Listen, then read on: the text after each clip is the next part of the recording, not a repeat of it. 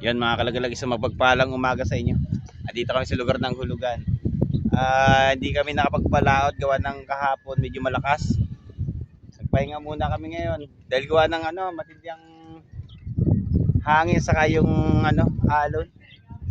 Halos lahat ng mga bangka sa amin nakapagpahinga. Ayan siya. Ayun nga pala yung bangka ko. At maglilinis muna kami ngayon ng bangka.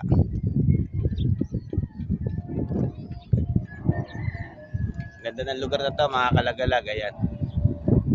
Malawak yung pagbabarhan ng bangka dito. Nagawa ng tambak to nung nakaraang bagyo nung bagyong Christine. Dito rin nga pala lumubog tong bangka ko dito sa lugar na to. Asia. Gagawa rin pati ako ng makina kasi yung makina ko kalampag na. Mahirap na pagka nasiraan sa laot. Kaya pahinga muna kami. Ayusin muna namin yung dapat ayusin ng para sa pagpalaot wala nang aberyang mangyayari.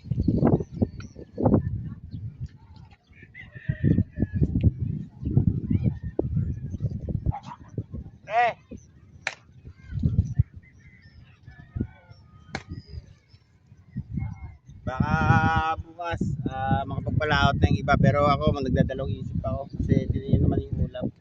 Gawa yan ng shoreline mga kalagalag. Yung ulap na yan. Kaya medyo lumalakas yung panahon. Hirap din sa pamamalakaya. Kahapon nakapagpalaot kami hindi ako nakapag-vlog gawa ng panayang ulan saka saka yung alon ba. Baka mabasa yung cellphone. Mahirap na, wala pa pambili si kalagalag nyo. Ito muna tayo mga kalagalag. Sa bangka. Pre!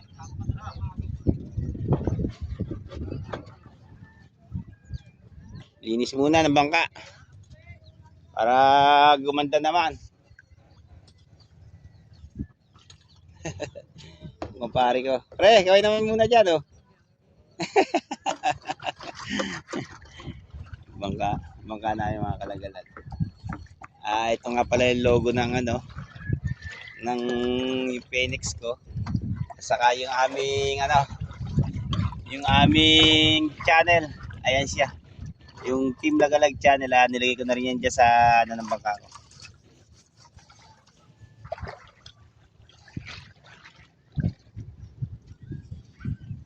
Dito muna tayo. Tingnan natin yung mga view ng lugar na to. Yung mga kalagalag ay tinambak ng nung nakaraang doon nakalagay yung bangka ko. Tinulak namin yung pagkakalubog dyan pero andito pa yung sinipeti ko. Bumawa na siya mga kalagalag. Hindi ko pa rin siya nakukuha hanggang ngayon pero pinabayaan ko na siya. Dito nga pala yung tali niya. Ayun siya. Hanggang ngayon mga kalagalag dito pa rin yung sinipeti niya. Kaya yung tali niyan mga kalagalag. Yung tali ng sinipeti ng bangka ko. Nakabaon na yan dyan. Pinabayaan ko na.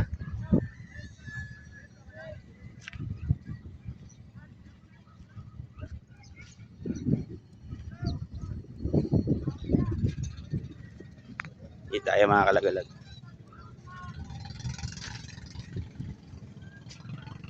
Pagpasensya nyo nga, medyo mabasura tong lugar na to. Kasi birang-birang malinisan to. Kay nga pala to. Sa mga Revilla, itong lugar na to. Dating beach to mga kalagalag.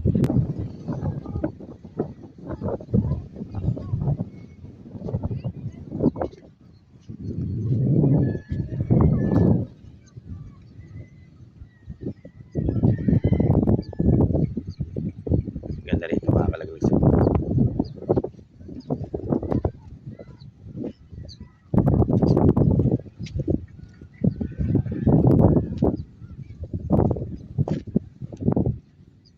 Natin kung ano hinuli nila.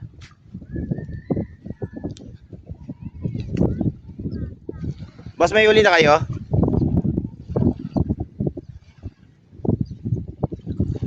Ah, sa piraso pa lang.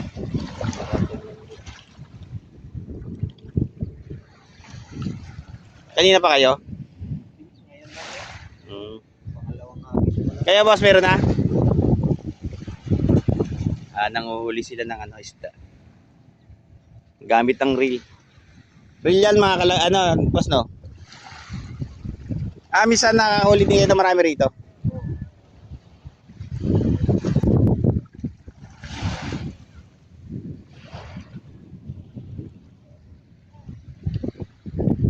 Hindi naman tayo makakalagay.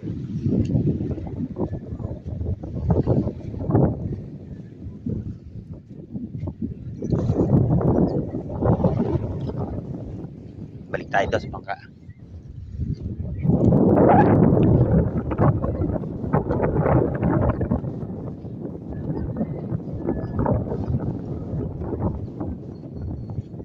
Kasi may asikasuhin din ako doon sa makina ko.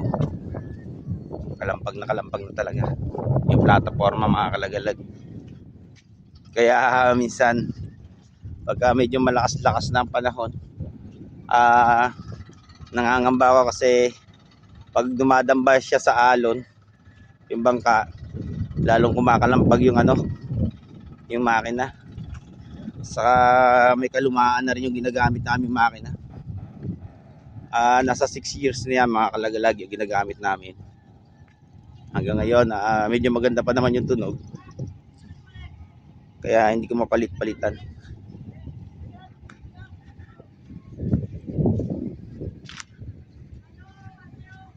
Pre, nasaan yung yung washer?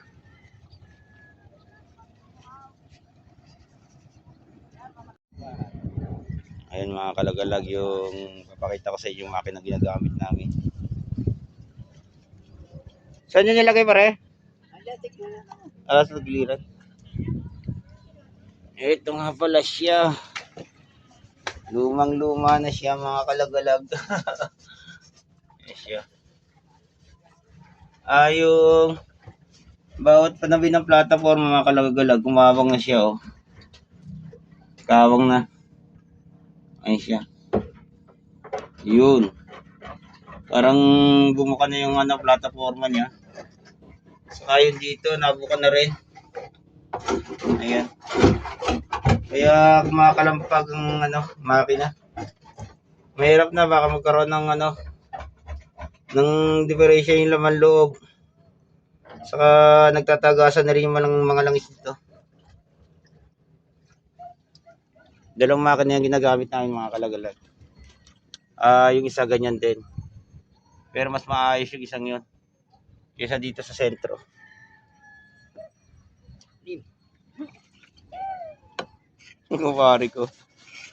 Pare ko ayaw masipag kung kasama rin sa sa bangka. Yan lang ang bukod tanging naglilinis. Yung dalawa masipag din naman. Wala tayo posporo pare? Posporo?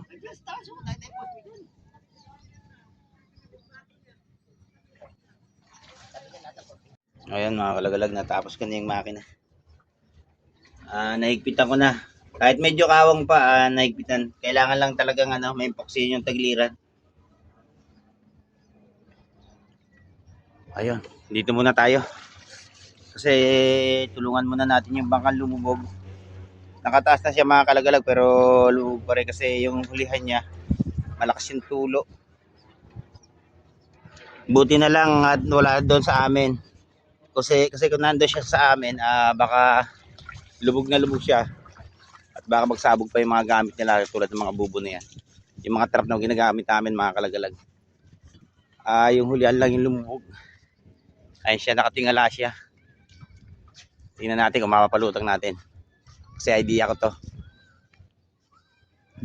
Tingnan natin mga kalagalag. Talihan muna natin. Ayun siya mga kalagalag, yung baka lumubog. Pero yung yan.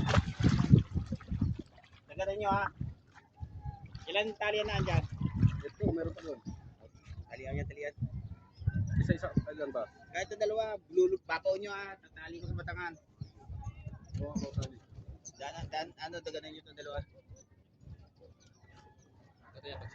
Oo. Ito muna. Isin nyo ron, dalawa. Ang lang ito, mapauli. Ito kabila. Ito din yung kabila niyo. Ilan? Huwag ako taro. Oo, dalawa rin. Kabila, iyan nyo muna sa akin yan. Kalbuhan. Ha? Kalbuhan. Pero tay, hindi kami gamit yan. Yung maliit na sa amin. Oo. Hindi niya makakalagalag ang pagkakalubog ng bangka. Nakatingala yung ano. Yung ano niya. Yung unahan. Diskarte lang ito, makakalagalag. Baka ano. Makapalutang. Sisi namin tali sa kabila. Oo.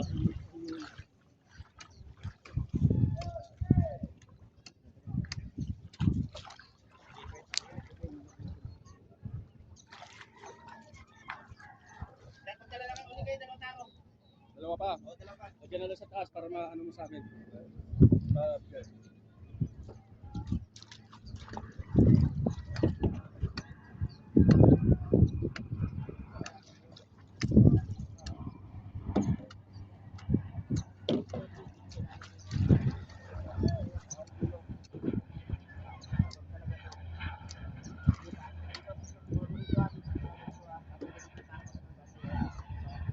Malaki oh.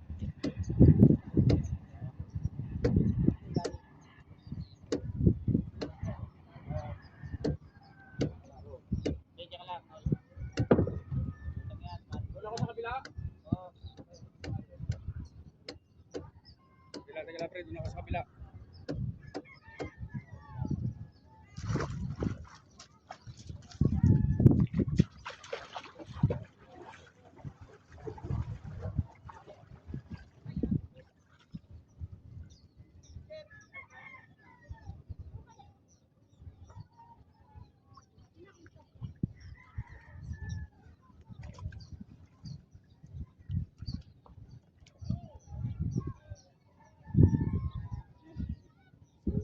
Ay, masagin yung cellphone na. Ay, lahat mo yung tali, Brad. Yung tali. Kabila.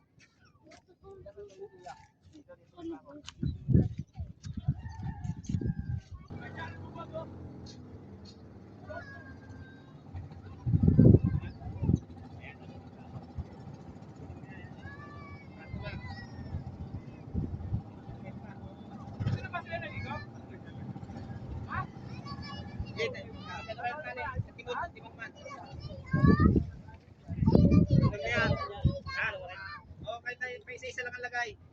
Dapat lima sa inyo. Hindi nyo may ikit sa wiki mo na doon sa pinakanan mo yung tali.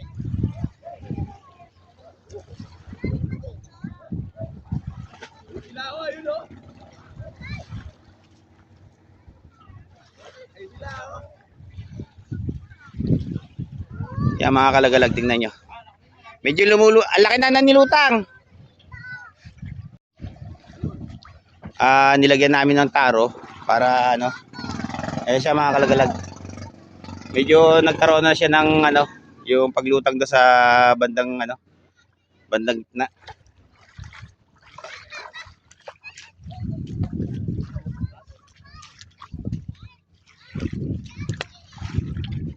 Ayan siya. Sana mapalutang, nakakaawa na may-ari nito. Kasi malaki ang gastos pagka ano, ito mga kalagalag, baka palitan lang ng ano, langis. Pagka naiyahon to. Yan, mamaya na lang mga kalagalag, update ko kayo pagka napalutang na. Ayan mga kalagalag, napalutang na namin yung ano, yung bangka. Ayan siya. Kanina mga kalagalag, lubog na lubog yung hulihan niya. Nilagyan namin ng maraming taro yung huli. Katulad ng ginawa ko doon sa bangka ko nung nakaraan, lumubog dito sa lugar na to. Hanggang ngayon nandoon pa yung kable niya. Idea ko yung mga kalagalag kasi nung nakaraang ano, yung bagyong Christine, lumubog din dito si CJ. sa lugar na to. Ginamitan din namin ng maraming taro. Nasa 40 taro mga kalagalag yung ginamit ko kay CJ nung nakaraan. Kaya napalutang din namin yung bangka ko na yon. Nagkaroon ng konting damage. 2 butas lang yung ano sa bandang hulihan na natagpian ko rin siya. Kaya ayan, tuloy na rin ang adventure namin hanggang ngayon. Kailangan lang talaga ano, limasan na limasan. Ano masasabi nyo? O yun, okay na raw. O yun, sa idea ni Kalagalag. Eh siya. Kasi napakahirap makakalagalag. Napakahirap makakalagalag yung ano, yung malulubog ng dire-diretso. Magkakaroon ng paglaki ng tubig mamaya. Yun, baka lumubog ng ano, ng diretso siya, hindi maremedyohan ang ano, yung mga gamit ng bangka makakalagalag ang malaking gastos kasi. Ayan, medyo konti lang yung gagastusin nila diyan. Bibili na lang sila ng ano ng langis ng makina. Kasi yung dalawang makina makakalagalag lumubog siya. Yun, konting crudo. May crudo pa kayo? Meron pa natira. Ayun, makakalagalag. Pati crudo, naubos lahat. Ayun. Pauwi na rin kami. Kasi natapos na yung kumpare ko. Paglinis ng bangka. Natulungan ko ng ano ng konting oras tong lumubog na bangka. Ayun, mamaya update ko na lang kayo. Ayun mga kalagalag, hindi pa pala tapos maglinis yung kumpare ko. Sinipagan ng gusto. Nalinisan na rin yung ano, yung ilalim ng baol niya. Ayan siya, medyo malinis na. Nawala na rin yung lumot. Saka yung mga sisi. Ayan mga kalagalag, lumutang na siya. Ayan na. Buti na lang kasi kanina taranta na sila kung paano palulutangin yung bangka. Yun. Pinakuha ko siya ng 10 pirasong container. Yun, kasi huli lang yung lubog. Yung nakalubog sa kanila, hulihan lang. Kaya 10 container lang yung pinakuha ko sa kanila. Lutang naman yung unahan. Yun, naremedyohan. Kahit pa paano.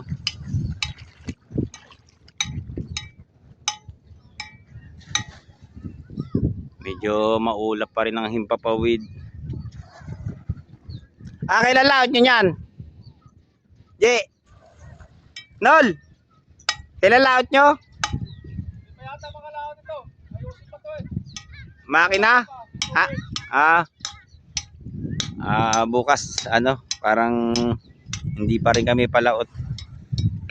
Sayang kahapon di ako nakapag-vlog kasi maganda sana, malalaking alon. Saka malakas. May papakita ko sana sa inyo yung ano, yung kung paano yung paghihirap na ginawa nangyari sa amin kahapon.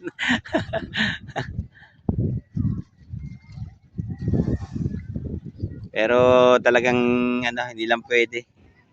Wala pa tayong underwater camera, yung camera hindi ano. Saka yung cellphone na na classical lang kasi itong cellphone na ginagamit ko. Hindi pwedeng mabasa.